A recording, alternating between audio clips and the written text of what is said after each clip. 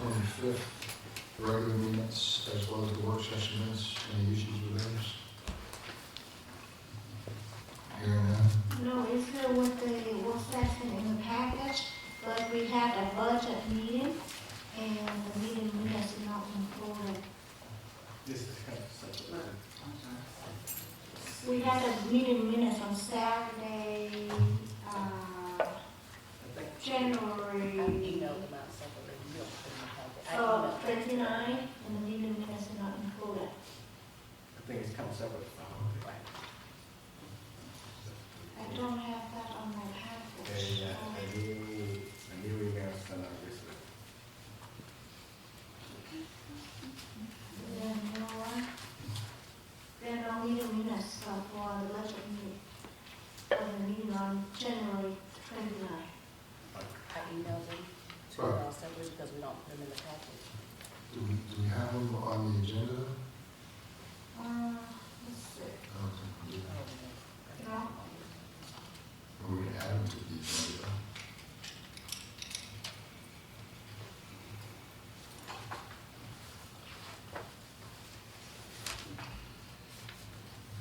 So under the approval of the minutes, we add the third one, which would be January 29th. But the meeting minutes is sent to us. Yes, I sent them to, yes, those are the minutes that were sent. I sent them to everyone.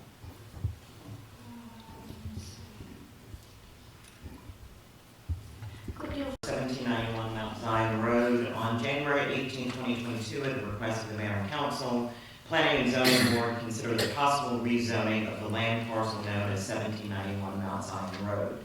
Subject property is currently zoned general business. Property consists of 22.7 acres with a primary structure containing approximately 520,000 square feet of warehouse space. City Fire Station number 2 is adjacent to the primary structure. The proposed amendment will return the zoning of the property to light manufacturing. The zoning map amendment will support the future land use map as designated in the city's comprehensive plan. Planning and Economic Development Department staff recommended the map amendment to support the goals of the city's comprehensive plan and encourage the most favorable use of the property and existing structure. The structure is presently unoccupied, and rezoning is recommended to also assist in the marketing and appeal of the building. The owners are trying to sell the property. So this would be the first reading, and then the vote would be on the 22nd. Questions, Ms. Smith? No question. Ms. Turner? no question at this moment? Mr. Qua? No question. Ms. Dean?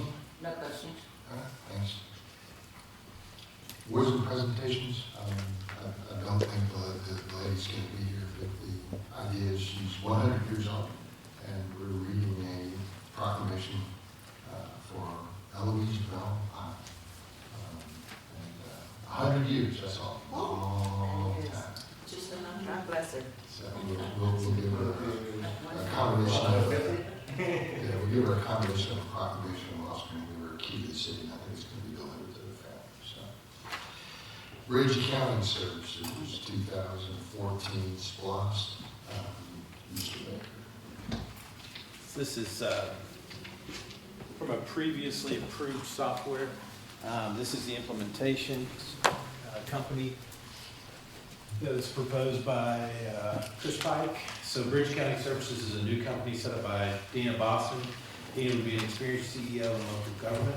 Her skills acquired over the years would be in addition to some projects that Chris needs to lay, but in particular what we're asking for is the implementation of the new finance software and her putting that through and doing training on it. You guys have previously approved the assistance for the software implementation so that the mayor could execute this agreement. That's what we're asking for currently. Questions, Ms. Smith? So I think I had mentioned earlier, there's a cap on the amount, we budgeted a cap. Yes, ma'am. And one request is to just have a projected timeline of, how much time, so that we'll know as we're going through this transition and implementation, how much more of a resource we can afford. Okay, certainly. Ms. Turner? I will go last. Mr. Clark? tell me a little more detail about this $50,000 for? That's the cap on the project. Okay. We'll be monitoring her hours, she'll turn in those hours weekly as we do this.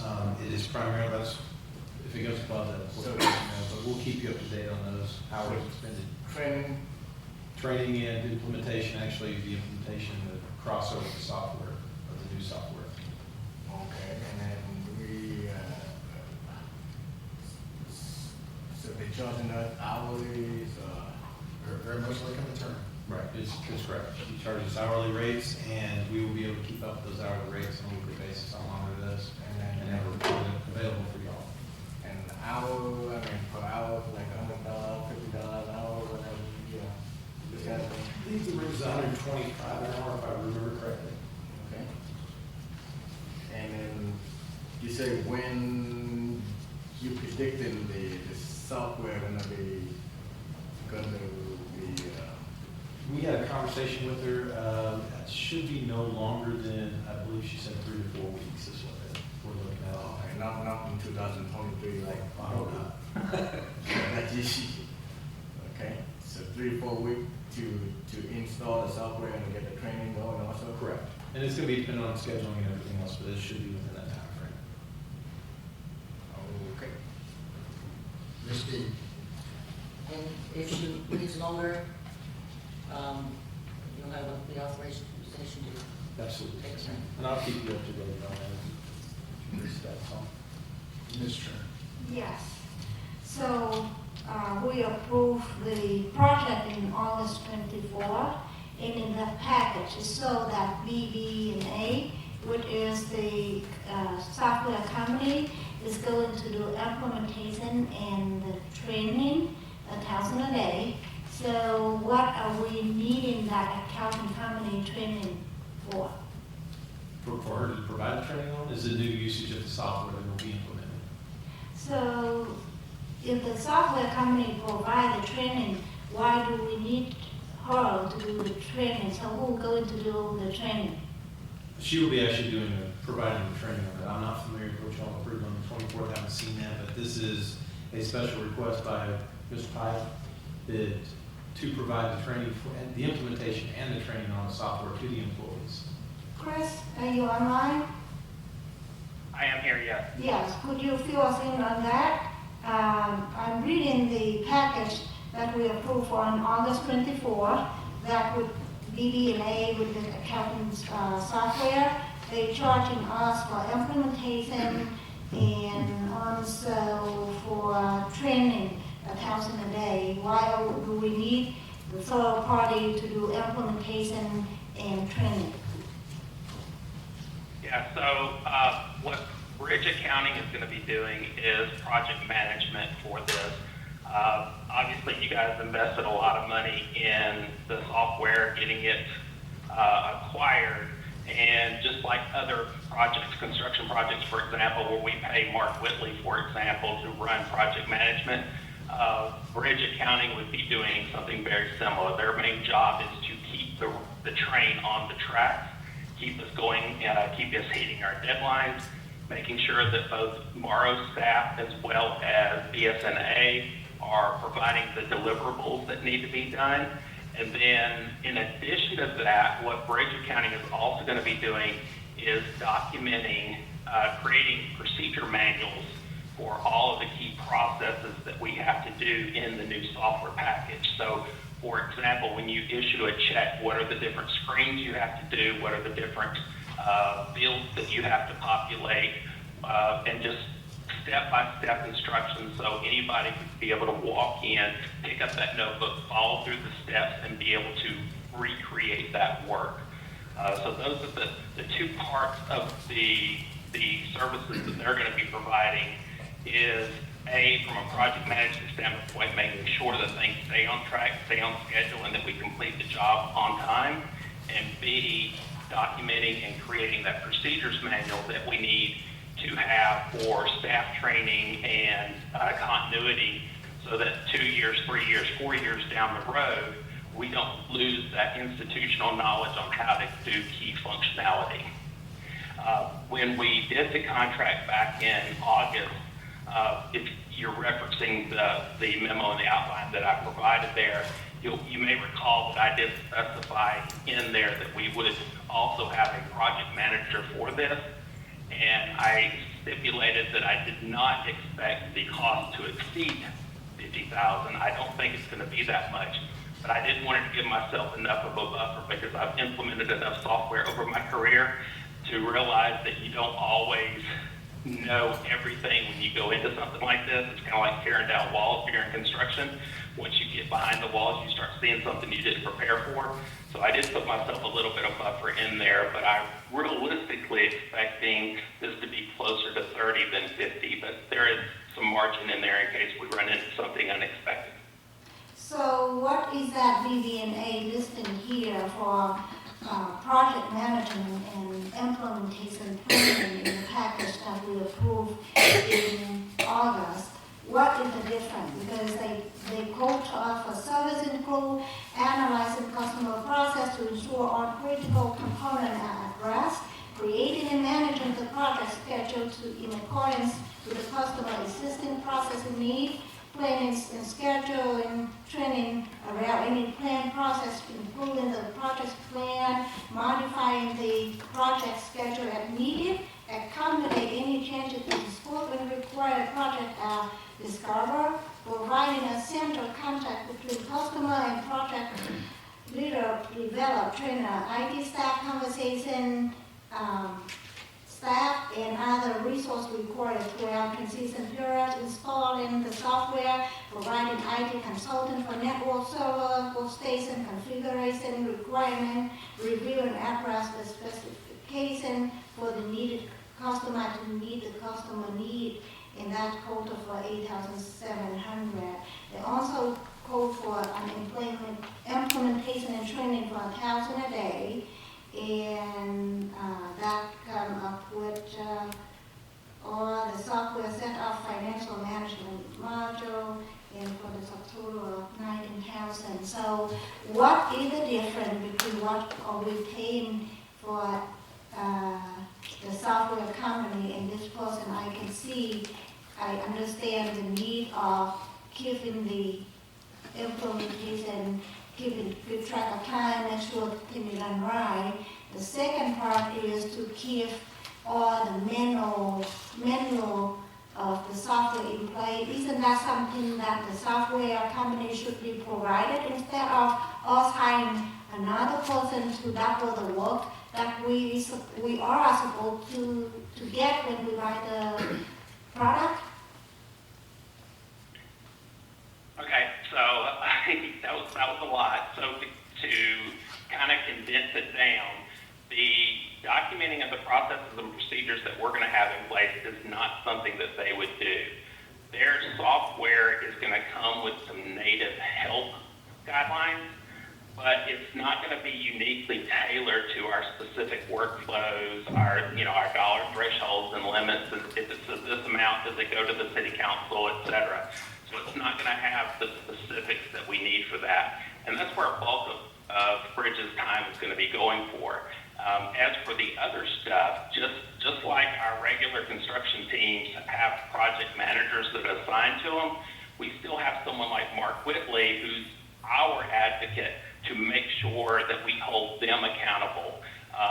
You don't have a situation where you have the box work watching the hen house, which is what you would have with BS&A's project managers. They're mainly going to, side with things that they're looking at, whereas I need someone who can stay focused on this project, even as our staff gets distracted by other priorities that come up during the implementation period, to make sure that we do stay on track, both from their responsibilities and ours. So there is a little bit of duplication into what Bridge is going to be doing and what BS&A is going to be doing. But the main difference is BS&A is going to be our project manager, whereas Bridge Accounting is going to be our project manager, whereas BS&A is going to have their own side, their own project manager for their team and their staff. And then, of course, the documenting of the processes and functionalities. that's going to be absolute key for the success of the software long term, is that we do have good process manuals in place for us to implement and follow when we get ready to do.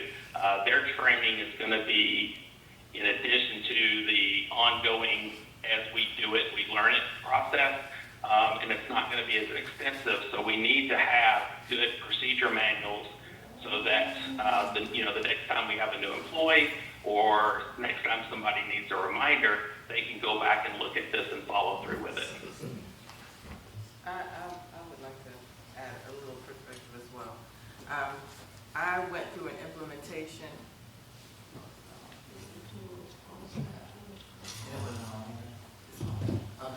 I went through an implementation for payroll and HR system about 2 years ago. And what I see this service, Bridge Accounting Services, is they're going to help Morrow keep the lights on, so to speak. You have resources from the vendor that are configuring and mapping all of the data and dumping things in so that you have functionality into a new system.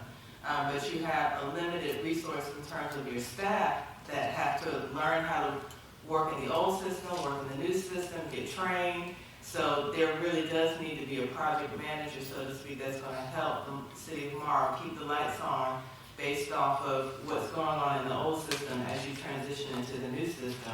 And with regard to training manuals that come from a vendor, I mean, they'll drop 1,000 pages on you, and then when you're looking at using the system realistically with regard to your own business practices, you still don't have anybody that's standing in the gap to help you customize your training manuals. So that's very critical, because when the vendor's gone, the vendor's gone. And you're looking through this 1,000-page document that they feel proud of that they gave to you, but it's not tailored to how you will actually use the system. So I have a lot of pain points from an implementation not too far off. And so I understand this service will bridge the gap to help you transition from one system to the next while you're still working in an old system, while you're still implementing and configuring and dumping data into a new system, and then the end user phase where you need your training manuals that are customized to your own business practices, not the vendor's mindset of what functionality is. It's what you as an organization need the functionality to be. So. Exactly. Thank you for the information, and I am reading the verbiage on the actual contract where it describes the scope of the service. The consultant will provide the city with financial consulting services based on specific needs determined by both the consultant and the city. The consultant will collaborate with the city management to determine the services required that are within the abilities of the consultant's experience and knowledge. Do anyone have a concern about that? Because the description of the consultant service is not specified. And then the compensation say compensation for consultant service will be billed at an hour rate. However, what is the hour rate is not included or specified in the contract. It doesn't have the information we have just discussed, how long the process would be, and what is the cap of this cost, how many maximum hours this implementation, this management would cost. And another thing that we have here in the liability of the consulting company. The verbiage of the agreement say, to extend allowable law, the city agrees that the consultant shall not be liable for financial losses to the city at any type, indirect or consequential, which may cause direct or indirect by time delay, inadequate deficiency associated with the consultant during the performance of the consulting service. So what it means is waive the liability of the consultant. Why would the city want to hire a service that we are not hold accountable for? Other questions? Council, before we move on, I would like to hear from my council members the thought about the concern. If they so choose. Other questions?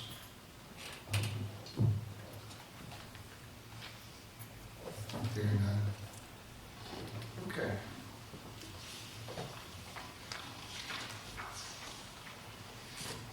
I didn't anticipate seeing you in the back of the room. That's really nice. So I thought this was going to be a little different, but very nice to see you today, man. Oh, no, we can do that later, but it was just nice to have it. So, that's all we can. First reading the amendment zoning map, that'll speak for itself. Fire chief, you want to talk to us a little bit? You did, Meg? On which one, I'm sorry?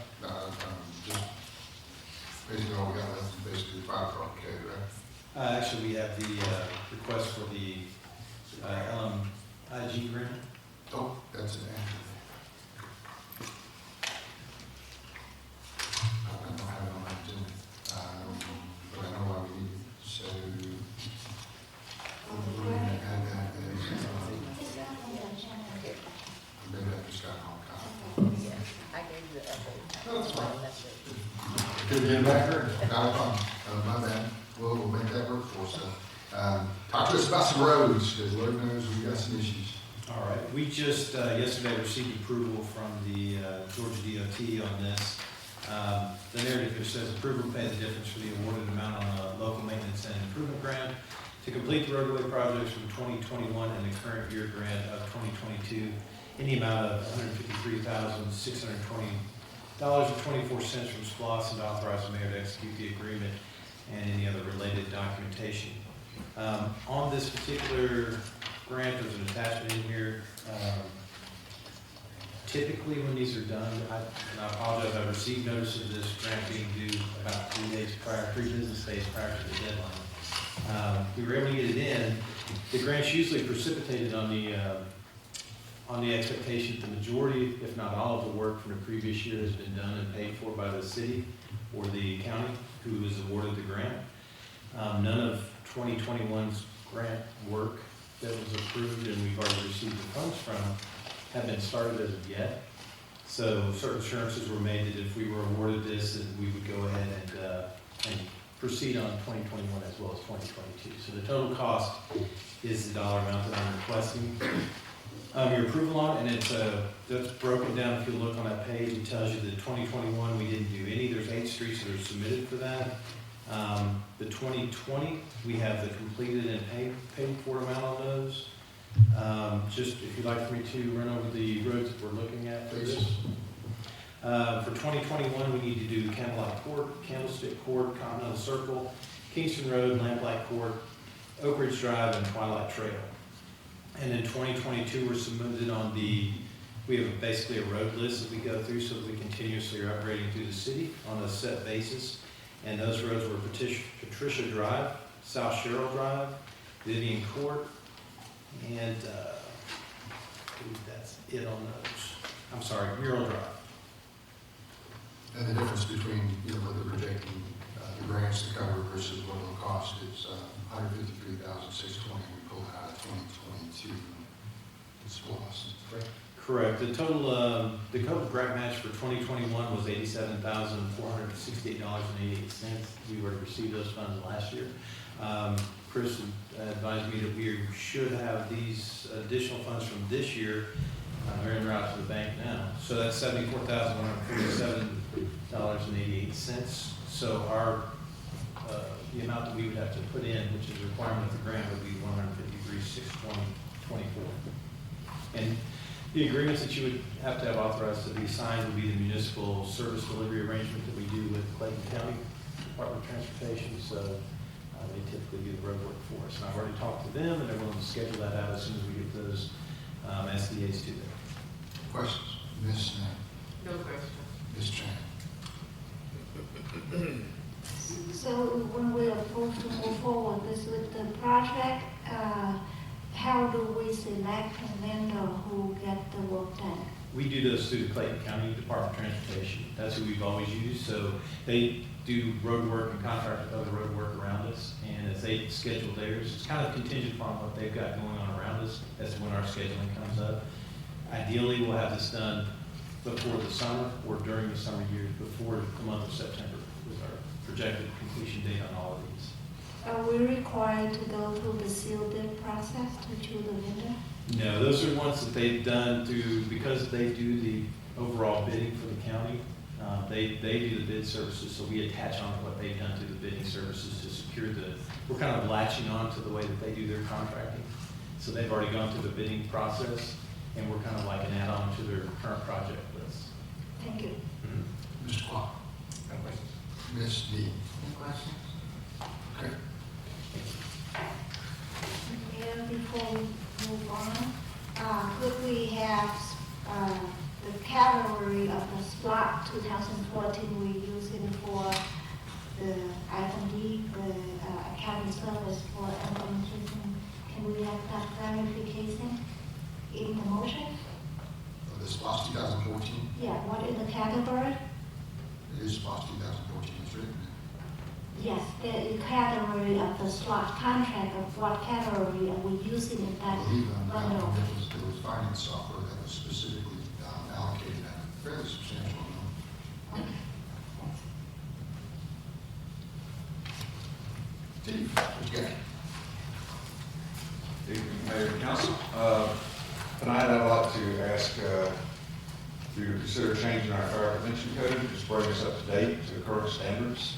The last time this was revised was 2014, and at the time, the state minimum standards was based on the 2012 editions of all the code books. The state has now adopted the 2018 editions of the code books, and I'm asking, that's the biggest part of this, is to adopt the 2018 edition. But also change the verbiage in that first paragraph that's in your packet to where we don't have to do this again. It automatically will adopt the latest version that the state has adopted as our minimum standard. There's also an addition, the biggest one, I guess, is number 5, under 4221. That's the addition of Title 8, Chapter 2, Article 3, which applies to existing buildings. And that gives us, the fire marshals, some leniency, if you will, when it comes to the fire code implementation, when we have a new business coming in or something like that in an existing building. We don't have to adhere 100% by the current code. We can just kind of a give and take option. We can get a stronger fire alarm in lieu of doing this other thing that may be more expensive, whatever that may be. That's already in our building code, but it really needs to be in our fire prevention code as well. The other parts are delete section 4235, which is actually outdated and much more stringent than the current code, and delete 4237 for the same reason. It's also outdated and more stringent than the current state minimum standard. So I'd like for you to consider making these changes to bring us up to date and more in line with surrounding cities and counties. Comments, Ms. Knight? Just scanning through very quickly, you said, also the language to include adopting current updated code as a part of the policy. Can you point that out very quickly? Adopting the current code. So that the revisions to this policy will follow any adjustments. Yeah, that's in the first paragraph. The blue highlight. Yes, and if you look at commented WP2, WP is William Piper, our fire marshal. This verbiage allows us to adopt the new state minimum adopted code without having to change our code. Okay. So it automatically does it. I think we did that in our building code a few years ago as well. That was my only question. Okay. Ms. Train? No question? Mr. Clark? No questions. Ms. D? No questions? Anybody thoughts? I'm good. Thank you. Thank you, sir. We do have an executive session that will go after the meeting. It's related to property matters. Just to paraphrase kind of what it is, because that's kind of interesting. Georgia Power is in the process of putting a significant number of our utilities underground. And as we have discussions about specific pieces, they're gonna make some land offers and things like that. It's not so much pricing. Some of these we own, some of them we own partially. We've already had discussions with the city attorney, and now we'll just be simply getting everyone up to speed as to what they are. And then there's another section that will be related to accepting some properties. Let's just say that small pieces that really don't mean anything to anybody. So you might have a parcel next to you that nobody's paid taxes on, for example. It's just a remnant piece. And in the past, what would happen is, of course, it would go to courthouse steps. You get a whole bunch of lawyers who just go out there and, offer nickels on the dollar for those small pieces, and then you never know what would happen. You could have cell towers, you could have all kinds of things that might really not be very, good for your community. And then, of course, the lawyers, which, they have a tendency to fight you a lot. So what was developed years ago was the land bank through Clayton County, and that basically says, before it ultimately ends up back in the public realm, true public, private sector side, the entities that are in that jurisdiction, such as cities and counties or even local school boards, would have the right to pick those remnant pieces up and add them to their portfolio. In most cases, these are adjacent to some parks that we have, Duffy Drive, for example. But it's a good way to basically get the first right to maintain what you have. And again, that's pretty much what those two are going to be about. The specifics will be in the executive session.